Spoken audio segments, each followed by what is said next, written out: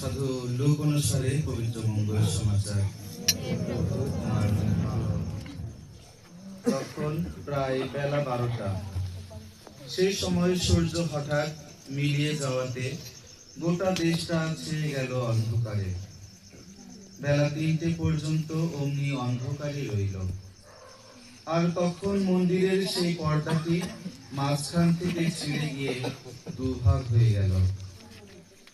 যিশু জোরে চিৎকার করে বলে উঠলেন, পিতা, তোমারই হাতে আমার প্রাণ সঁপে দিলাম। এই কথা বলে তিনি শেষ নিঃশ্বাস ত্যাগ করলেন। যা ঘটল তা দেখে সেখানে উপস্থিত শতাধিক ঈশ্বরের বন্দনায় মুখর হয়ে উঠল। সে বলল, সত্যি ইনি ধার্মিক মানুষ ছিলেন। এদিকে যেসব লোক এই দৃশ্য দেখবার জন্য সেখানে এসে জড়ো হয়েছিল, যা কিছু ঘটেছে তা দেখার পর তারা সকলেই বুক চাপড়াতে চাপড়াতে ঘরে ফিরে গেল।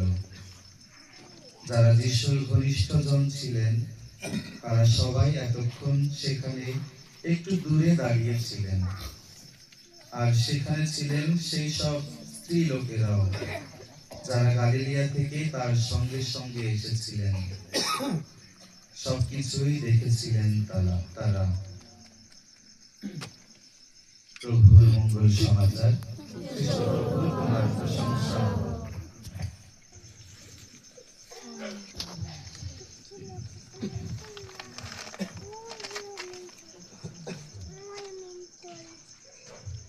খ্রিস্টে শ্রদ্ধেয় স্নেহের প্রিয়জনেরা,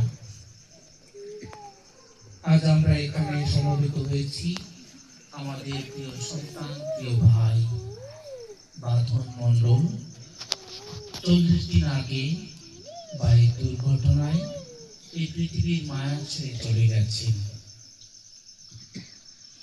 বাইকটা তেমন কিছু হয়নি, হয়তো সামান্য ক্ষতি হয়েছে, কিন্তু আমাদের প্রত্যেকটা মানুষের হৃদয় ভেঙে চুরমার হয়ে গেছে।